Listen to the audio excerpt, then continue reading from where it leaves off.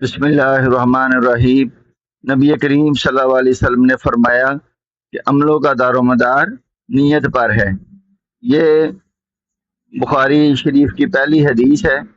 इसका मतलब ये है कि अगर कोई आप काम करते हैं और आपकी नीयत ये है कि अल्लाह की रज़ा हासिल हो, नेकी हासिल हो या अजर हासिल हो, इस नीयत के साथ अगर आप किसी की मदद करेंगे, कोई अच्छा काम करेंगे तो उसका अजर मिलेगा।